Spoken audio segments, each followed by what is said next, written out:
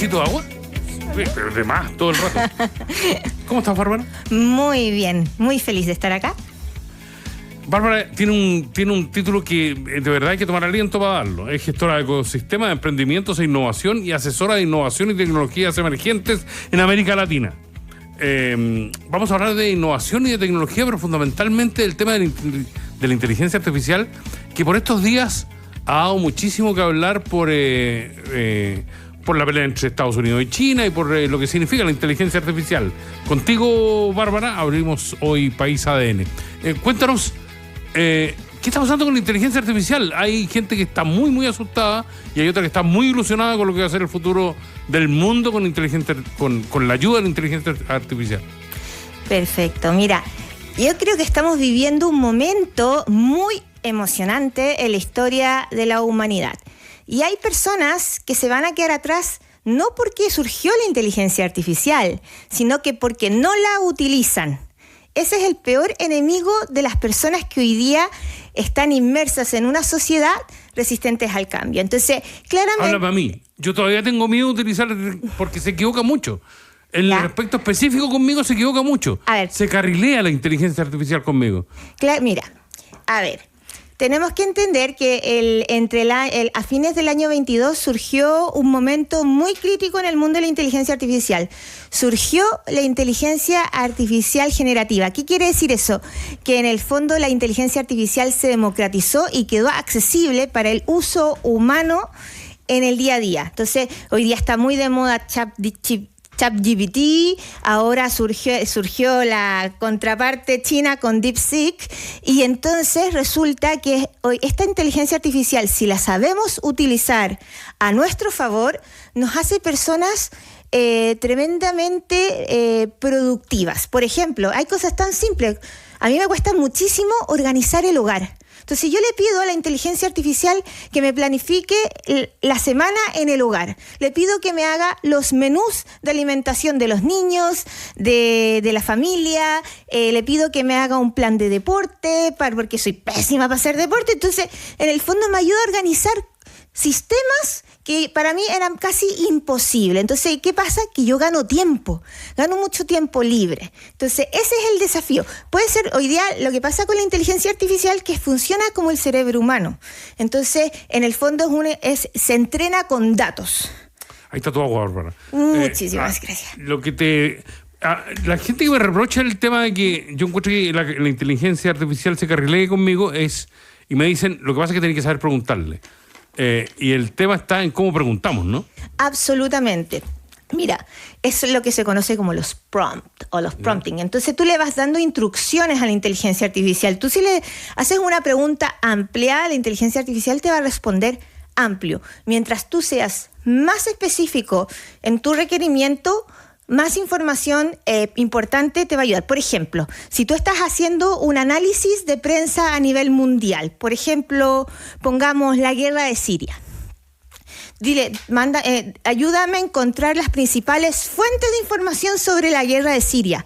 Lo que hace ChatGPT es que te trae todas las fuentes de información. Entonces, pero tú podrías pasar 6 horas buscando cuáles son los medios de comunicación en el Medio Oriente, y es una misión casi imposible, porque primero no sabemos el lenguaje. Entonces, en el fondo te ayuda a optimizar, organizar y profundizar información. Está bien. Te quiero poner un ejemplo de cómo se carrilea conmigo, porque yo me torea. Por primera vez planifiqué mis vacaciones con inteligencia artificial. ¿Ya? Entonces iba a ir a un poblado en determinada parte y me dice estaciones abajo porque arriba no hay estacionamiento. Me estacioné abajo, subí la cuesta, Bárbara. Subí la cuesta y tú sabes lo que me cuesta eso. Y llegué arriba y había flores de estacionamiento público. Entonces insulté al chat aquel en cuestión a la inteligencia artificial. ¿Cuáles son las claves que tienes que preguntarle para que te conteste adecuadamente? Mira, la inteligencia artificial se entrena con modelos de entrenamiento y con datos locales. ¿Cuál es la falencia hoy día? Digamos, ya es increíble que que la inteligencia artificial te diga estaciones abajo y no se estaciona arriba porque no hay estacionamiento. Yo creo que llegar a eso ya es una cuestión increíble. Sí. Que se equivoque o no se equivoque en el dato me parece casi un tema menor. En términos de la planificación completa que hizo el viaje. Exactamente. Lo que pasa es que gran parte del modelo de entrenamiento de ChatGPT está hecho con datos norteamericanos. Entonces ahí entramos a otro tema, los sesgos.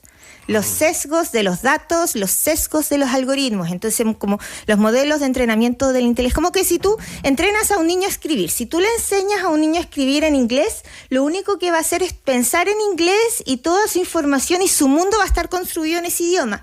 Entonces, el desafío que hoy día tienen los distintos países es que tenemos distintos lenguajes, distintos castellanos. El castellano chileno, el castellano argentino, cada ciudad está diseñada de una forma. Entonces, el bot de ChatGPT o otra inteligencia artificial puede ser Gemini de Google o Copilot de Microsoft.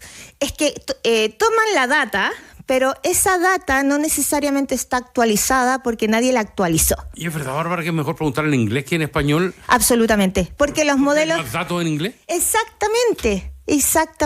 Entonces, uno de los desafíos que hoy día tenemos en habla hispana es crear datasets es decir, una base de datos muy grande para poder entrenar estos bots, estos modelos de entrenamiento de la inteligencia artificial. Porque hay sesgos que no solamente son de lenguaje, hay sesgos de culturales, hay sesgos de género, por ejemplo. O sea, claramente hoy día existe una disparidad, por ejemplo, salarial entre las mujeres y los hombres. Y la data histórica te dice que en promedio es un 15 y 30% la disparidad. Entonces, claramente lo que hace la inteligencia artificial es reflejar esa realidad. No va a ser algo distinto a lo que hoy es hoy. Porque, claro, más que claro, ponte tú, en lo que respecta a mi trabajo, la inteligencia artificial sabe más de la NBA que del campeonato de fútbol chileno. Pero absolutamente, porque, por ejemplo, si tú tuvieras acá en ADN un equipo de Data Science que estuviera constantemente entrenando a ChatGPT, entregándole información sobre lo que está pasando en Chile con respecto al fútbol, ChatGPT lo que va a hacer es va a empezar a entrenarse con la data que tú le introduces. Y entonces va a obtener más datasets con respecto a lo que está pasando en Chile. Cuando tú me dices, pucha, me sirve para planificar el menú de la semana, ponte tú, o me sirve para planificar la escolaridad de los cabros chicos, o ponte tú las colaciones al colegio. Si le pregunto al chat de GPT, dame 5 colaciones saludables de aquí al viernes, ¿puedo confiar cabalmente? No, pues yo le digo lo que no me gusta y las excepciones, pues. O sea, dile, Sándwich de cochayuyo no, ponte tú. No me gusta el cochayuyo. Le diría sin cochayuyo, sin falta, con algo que le guste a los niños, no sé. ¿Ya? El chocolate igual. Bueno, el chocolate no es tan saludable, pero igual a los niños les gusta. Pero el chat, yo creo que la inteligencia artificial sabe que al cabro chico hay que mandarle una golosina de tanto en tanto, ¿no? No, tú tienes que decirle, si le dices saludable, te va a mandar puras verduras y frutas. No tiene sentimiento en ese sentido. Ah, qué buena pregunta, porque en el fondo hoy día lo que está pasando es que ha habido tanta investigación en el mundo de la neurociencia y redes neuronales y en el campo de la psicología ligado a la inteligencia artificial, es que tú puedes entrenar modelos para generar aprendizajes que hagan interpretar una emoción. No es que la inteligencia artificial tenga una emoción, pero está entrenada para empatizar. Ya. Pero el temor que tenemos siempre, cuando hablamos de las máquinas, la inteligencia artificial, los robots, el temor expresado en películas, en obras literarias y todo el cuento, es que se nos revelen estos gallos. O sea, que la inteligencia artificial trate de controlarnos y dominarnos y esas cosas. Qué buen punto tocaste, porque fíjate que gran parte de la inspiración que viene del mundo de la inteligencia artificial viene precisamente de los autores de ciencia ficción. ¿Y qué pasa? Que hoy día hay un debate a nivel países y a nivel mundo con respecto a la regulación de inteligencia artificial, que yo tuve el honor de ser invitada por la Comisión Futuro del Senado a liderar la Mesa de las Industrias en el marco nuevo regulatorio de la inteligencia artificial en Chile. Y entonces, ¿qué pasa?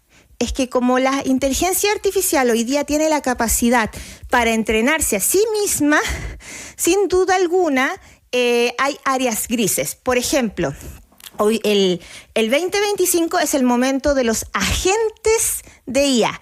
¿Qué significan los agentes de IA? Los agentes de IA es una inteligencia artificial que toma decisiones y acciones por sí misma. Y entonces empezamos a avanzar con respecto a que si, por ejemplo, te voy a poner un caso muy clásico. El auto autónomo de Google, no sé si lo has visto, este auto que se maneja solo. Sí. Ya, pongamos que es una inteligencia artificial con cuerpo. ¿Por qué? Porque es un robot, ¿ya? Entonces, esta inteligencia artificial se entrena con todos los datos que hay en San Francisco, California, y los datos de las personas que lo usan. Hoy día, el Waymo, tú lo puedes tomar como si fuera un Uber, por una aplicación en San Francisco. De ahí te voy a mostrar una foto que tengo. Y resulta que este Waymo tiene que tomar decisiones. Por ejemplo, tengo que frenar en la luz roja. O cruzo con amarilla. O una persona cruzó con la luz roja y apareció un perro y apareció otra persona por otro lado. ¿Cuál es la mejor decisión para generar el menos daños posible? Y eso está entrenado para que esta inteligencia artificial tome una decisión. Pero eso lo podemos llevar a otros campos. Entonces, por ejemplo, uno de los temas de debate es qué hacer en situaciones que ponen en riesgo al país, a la sociedad, al ser humano. Entonces, por ejemplo, la propuesta de regulación en Chile se basa en principios que, en primer lugar, protejan a las personas, al país. Y en el fondo lo que se va a regular de forma tremendamente exigente son todas aquellas aplicaciones que pongan en riesgo la seguridad humana y del país. Por ejemplo, pucha, el botón rojo. Exactamente. A ver, hay literatura al respecto. Es decir, ¿por qué dejarle a un ser humano la decisión de apretar el botón rojo que desata una guerra nuclear en circunstancias que eso lo puede tomar una inteligencia artificial, ¿no? Qué buen punto lo diste, porque posiblemente la inteligencia artificial puede gatillar el botón rojo, pero tiene que tener siempre un humano supervisión. Porque en el fondo la inteligencia artificial va a poder tener toda la data con respecto a los pros, los contras, con respecto a cómo puede impactar a un país, a una sociedad, a comunidades, a los niños, a las mujeres. Pero en el fondo, en este país, al menos en Chile, tiene que tener una supervisión. Y en la Unión Europea también. O sea, para temas de seguridad está prohibido que se maneje solo. Pucha, pero si detrás del gallo que aprieta el botón, detrás de la inteligencia artificial que va a apretar el botón, está Putin, ponte tú, no tiene demasiado sentido. Es decir, quitarle la responsabilidad a un hombre para entregársela a una máquina. Ahí entramos en otra dimensión, ¿ya? En la dimensión ética del ser humano y la dimensión ética de la inteligencia artificial. Si en el fondo hoy día yo no tengo parámetros claros con respecto a cuál es la ética que se va a utilizar en el uso de la inteligencia artificial y la ética de quienes lideran los países, no podemos pedirle a la inteligencia artificial que opere porque su sistema de entrenamiento está entrenado en base a quienes toman las decisiones. Hablemos de los chinos y de DeepSeek. Que dejó la tendrán en el mundo. Porque si la inteligencia artificial es más barata, ¿quiere decir que es más chafa? O sea, que tiene menos elementos, ¿no? No, mira, yo estuve el año pasado en Shenzhen invitada por Huawei. Me invitó el vicepresidente mundial de políticas públicas. Y la verdad es que hay un mito. Hay un mito que hay que desmentir. Existe en el colectivo de las personas de que China todavía sigue en el modelo antiguo de la copia, ¿no? Sí. Pero sin embargo, China hoy día es un país tremendamente moderno que basa su economía en la innovación. O sea, yo me subí al auto autónomo de Huawei, atravesé toda la carretera de Shenzhen, que está en la frontera con Hong Kong, 2 horas en un auto autónomo. Entonces, y hay autos autónomos, o sea, autos no tripulados ya en China para el uso individual, ¿ya? Entonces, ¿qué pasa? Que los chinos tienen una capacidad brutal de tecnología, de capacidad de cómputo, de inteligencia artificial. Entonces uno creía que, y en todas las estadísticas aparece Estados Unidos como liderando el tema de la inteligencia artificial. ¿Quién hace los estudios? Estados Unidos. Entonces, pero si tú te vas a meter a la China profunda tecnológica, te vas a ver que con muy pocos recursos logran levantar proyectos brutales. Estamos hablando con Bárbara Silva, que es gestora de ecosistemas de emprendimiento e innovación, asesora de innovación y tecnologías emergentes en América Latina. Estamos conversando de DeepSeek, que provocó uno de los... Crash con Nvidia, principalmente. La bolsa. Exactamente. Pero, fundamentalmente con lo que dice relación... ¿Por qué hay una inteligencia artificial que es más barata que...? Fíjate que cuando se dio la noticia pensé... Porque tú decís ya, ok, los chinos tienen mano de obra más barata. Los chinos, en la caricatura, los chinos ponen a cabros chicos a coser la ropa de Benetton, ¿ya? ¿Cómo pueden generar una inteligencia artificial que sea tan infinitamente más barata que la gringa, ponte tú? Porque hoy día, primero, la economía de China, existe una gran política de educación en China. O sea, uno hoy día se imagina a la China pobre. Ya esa China ya no existe. O sea, hay todo un tema de capacidad de educación en los ciudadanos que es tremendamente potente. Segundo, la capacidad de generación de data. ¿Cuál es la diferencia entre un ChatGPT y un DeepSeek? Es que desarrollaron algoritmos que permiten capturar muchísimo más capacidad de data que los otros. Entonces, finalmente, no es la tecnología, es la capacidad para acceder a datos infinitos. Y eso es lo que hoy día está generando esta gran revolución DeepSeek. ¿Vamos a tener algún día una inteligencia artificial chilena que no hable en chileno? No, pero qué buen tema que sacaste, que me encanta. ¿Sabes que antes de que naciera ChatGPT habían 2 chilenos en Nueva York, fundadores de Runway, que habían desarrollado un algoritmo similar a ChatGPT para poder transformar desde la voz o desde texto videos, generar videos e imágenes a partir de voz y texto. Y resulta que, bueno, ellos desarrollaron su carrera en Estados Unidos, de hecho tienen su empresa incorporada en Estados Unidos, tienen más de 400 empleados, es una de las empresas más reconocidas en materia de innovación del mundo. Acá en Chile no los conocen, pero yo estuve en Sudáfrica recientemente, estuve en Silicon Valley, estuve en España. Todos quieren conocerlo porque lo que están haciendo es hacer una transformación completa desde la generación de video. Trabajan con Madonna. Trabajan una película, no me recuerdo el nombre, que ganó el Oscar. Ellos hicieron la animación de esa película. Entonces, y están en las grandes ligas audiovisuales.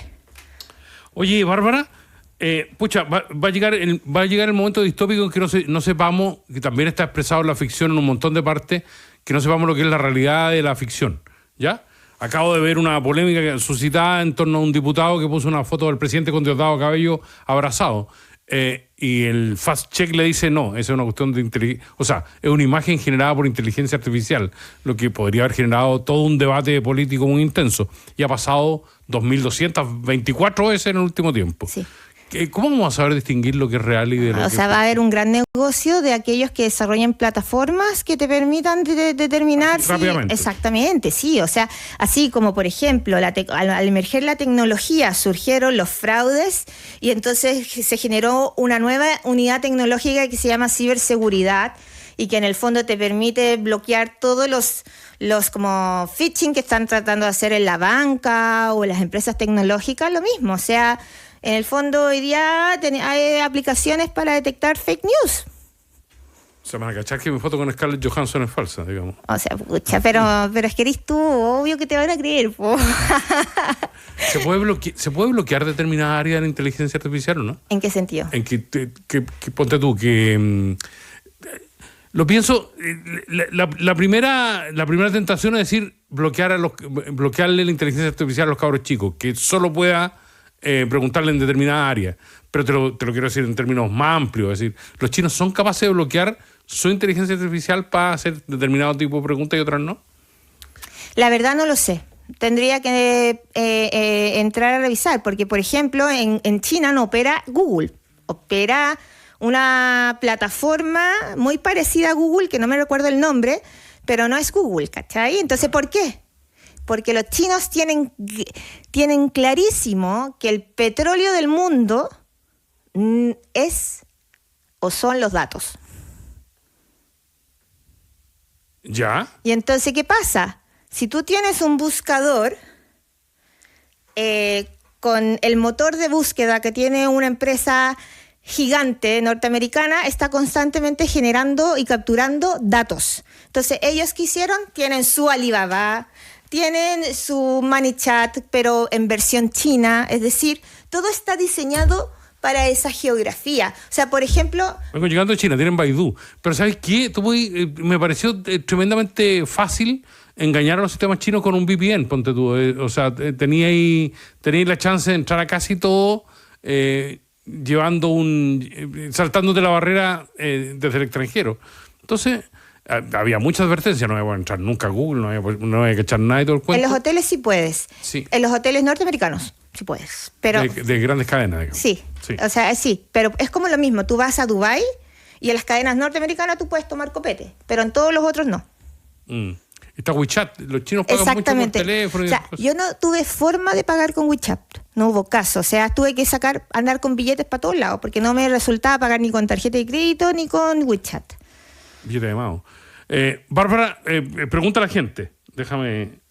Perla, desde Maca Torrejón, desde Constitución. ¿Algún día se va a poder reemplazar a los profesores por la inteligencia artificial en la educación, no?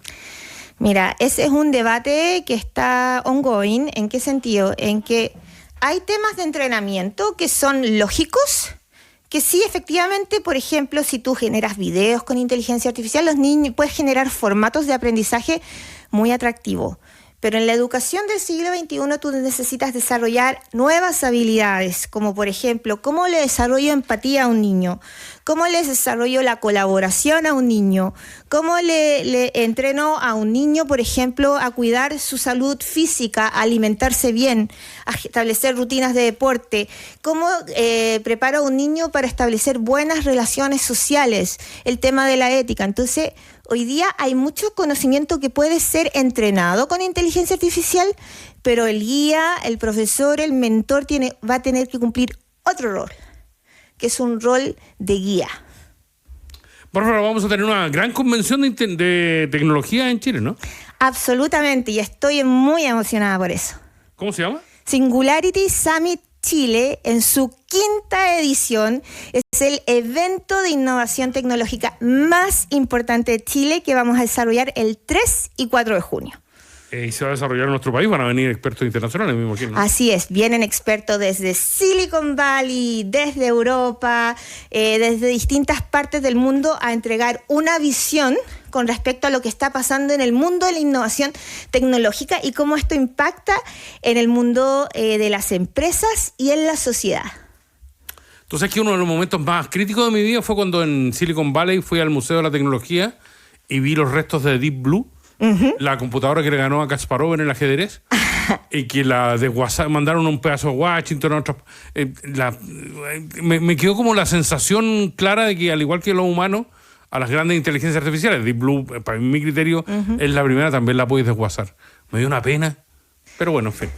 Era una reflexión que quería hacer contigo nomás. Bárbara, muchas gracias por haber estado con nosotros, por habernos contado y por habernos entusiasmado con respecto a lo que es la gran tendencia en las comunicaciones hoy en el mundo. Muchísimas gracias, Aldo, por estar aquí. Y bueno, quiero invitar a las personas a que se inscriban en el Singularity Summit Chile. ¿Ya? ¿Y cómo hacemos eso? Tienen que ir a nuestro sitio web, porque en el fondo Singularity vuelve a Chile y nos instalamos en Chile como Singularity Chile.